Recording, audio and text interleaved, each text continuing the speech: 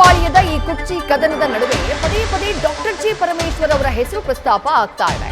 Doctor G Parameshwar ಅವರನ್ನ CM ಮಾಡಬೇಕು ಅನ್ನುವಂತಹ ಒತ್ತಾಯ ಇವತ್ತು ಕೂಡ ಕೇಳಿಬಂದಿದೆ. ತುಮಕೂರಿನಲ್ಲಿ ಪರಮೇಶ್ವರ್ ಪರ ಹಲವರು ಧ್ವನಿಯನ್ನ ಎತ್ತಿದ್ದಾರೆ. ಸುಮಾರು 30ಕ್ಕೂ ಹೆಚ್ಚು ವಿವಿಧ ಮಠಗಳ ಮಠಾಧೀಶರು ಮಹತ್ವದ ಮೀಟಿಂಗ್ ನಡೆಸಿ ಗೃಹ ಸಚಿವ ಡಾಕ್ಟರ್ ಜಿ ಪರಮೇಶ್ವರ್ ಅವರಿಗೆ ಸಿಎಂ ಸ್ಥಾನವನ್ನ ಕೊಡಬೇಕು ಅನ್ನುವಂತಹ ಒತ್ತಾಯವನ್ನ ಮಾಡಿದ್ದಾರೆ.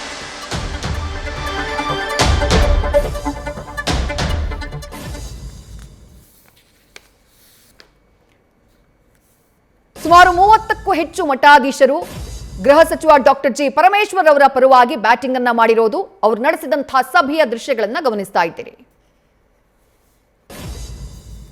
ಮುಖ್ಯಮಂತ್ರಿಗಳನ್ನಾಗಿ ಮಾಡಬೇಕು.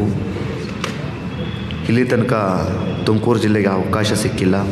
ಇನ್ನು ಮುಂದೆ ಆದರೂ ಅವಕಾಶವನ್ನು ಕಾಂಗ್ರೆಸ್ನ ಹೈಕಮಾಂಡ್ ಕಲ್ಪಿಸಿಕೊಡ್ಬೇಕು ಅಂತ ಹೇಳಿ ಎಲ್ಲ ಸ್ವಾಮೀಜಿಗಳು ಇವತ್ತು ಒಟ್ಟಾಗಿ ಪರಮೇಶ್ವರ್ ಅವರ ಮುಖ್ಯಮಂತ್ರಿಯನ್ನಾಗಿ ಮಾಡಬೇಕು ಅಂತ ಎಲ್ಲ ಸ್ವಾಮೀಜಿಗಳು ಕೂಡ ಹಕ್ಕೊತ್ತಾಯವನ್ನು ಮಾಡ್ತಾಯಿದ್ದೀವಿ. ಆ ನಿಟ್ಟಿನಲ್ಲಿ ಹೈಕಮಾಂಡು ಇದನ್ನು ಗಮನಿಸಿ ಇದಕ್ಕೆ ಅವಕಾಶ ಕಲ್ಪಿಸಿಕೊಡ್ಬೇಕು ಅಂತೇಳಿ ನಾವಾದರೂ ಕೂಡ ಕೇಳ್ತೀವಿ. ಮುಖ್ಯಮಂತ್ರಿಗಳನ್ನಾಗಿ ಮಾಡಬೇಕು. ಇಲ್ಲಿ ತನಕ ತುಮಕೂರು ಜಿಲ್ಲೆಗೆ ಅವಕಾಶ ಸಿಕ್ಕಿಲ್ಲ.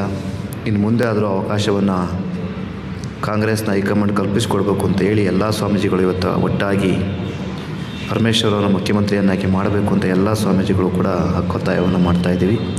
ಆ ನಿಟ್ಟಿನಲ್ಲಿ ಹೈಕಮಾಂಡು ಜಿ ಪರಮೇಶ್ವರರು ಸರಳ ಜೀವಿಗಳು ಮತ್ತು ಸಾರ್ವಜನಿಕ ಕೆಲಸಗಳು ಸುಮಾರು 16 ವಿದ್ಯಾಸಂಸ್ಥೆಗಳಿದೆ. ಎಲ್ಲ ಕಡೆಯೂ ಕೂಡ ಅವರು ಭಾಳ ಧಾರ್ಮಿಕವಾಗಿ ಸಾಂಸ್ಕೃತಿಕವಾಗಿ ಸಮಾಜ ಸೇವೆಗೆ ಹೊಂದ್ಕೊಂಡಿದ್ದಾರೆ.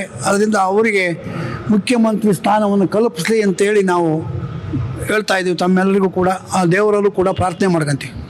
ಜಿ ನ್ಯೂಸ್ ಫಸ್ಟ್ ನಿರ್ಭೀತಿಯಿಂದ ನಿಮ್ಮ ಪರವಾಗಿ.